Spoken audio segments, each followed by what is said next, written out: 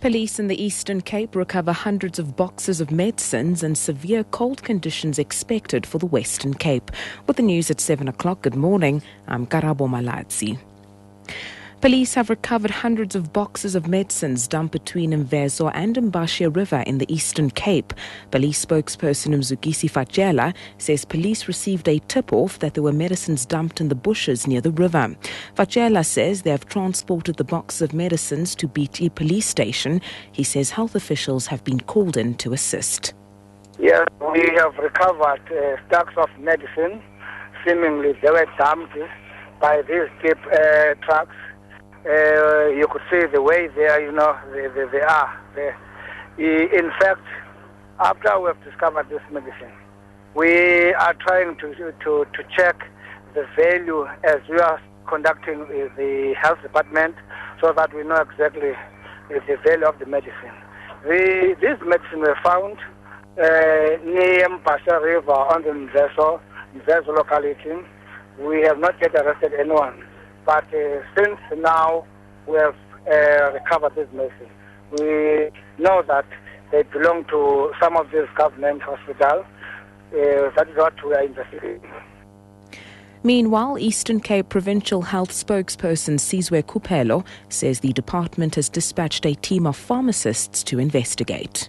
We're investigating following a discovery of state medicines dumped in Mvezo village outside Mthatha. The boxes have since been taken to BT police station. We have dispatched a pharmacist to identify the medication, and that has already been done, and we can confirm that the drug came from Mthatha Medical Depot. We are now going to investigate as to why, how did the drugs live in Mthatha, what was the purpose, why the drugs ended up being dumped in this particular village. Disaster teams in Cape Town have again been put on high alert because of inclement weather. Very cold conditions are expected for the Western Cape over the weekend. City of Cape Town Disaster Risk Management Centre spokesperson Wilfred Solomon-Johannes says response agencies and public safety authorities are on standby following warnings of severe cold conditions by the South African Weather Service. Rainfall is also expected to continue until tomorrow. Snow is expected on the higher mountain ranges of the Boerland. In other news, Limpopo police have seized assets and property worth 11 million rand belonging to a convicted rhino poacher at Thabazimbi. 40-year-old Peter Els was arrested in 2010 for illegally dehorning more than 38 rhinos. He was sentenced to 10 years imprisonment in March. Police spokesperson Hangwan Malaudzi says the seized goods will be auctioned.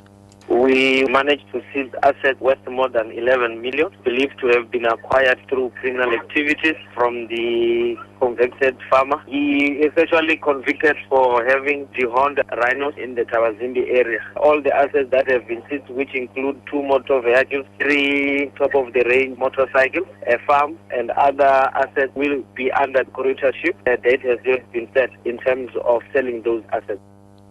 On the international front now, survivors of the mass shooting in a cinema in the U.S. state of Colorado have been speaking about their ordeal. 12 people were killed and 58 wounded when a gunman wearing a mask and body armor burst into a screening of the latest Batman film in Denver. Some in the audience said they thought it was a stunt until the man threw gas canisters and started shooting. Police say the suspect they have arrested, James Holmes, had bought all his weapons legally.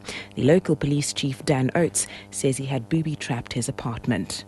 I'm a layman when it comes to bomb stuff.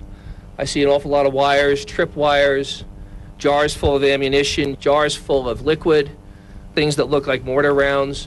We have a lot of challenges to get in there safely. Meanwhile, President Obama and his Republican rival Mitt Romney have cancelled events in their election campaign because of the shooting. Both candidates expressed sadness and sympathy for the victims. But the mayor of New York, Michael Bloomberg, who has long argued for tighter restrictions on firearms, challenged them to spell out their positions on gun control. Somebody's got to do something about this, and this requires, and particularly in a presidential year, the candidates for President of the United States to stand up and once and for all say, yes, they feel terrible. Yes, it's a tragedy. Yes, we have great sympathy for the families, but it's time for this country to do something.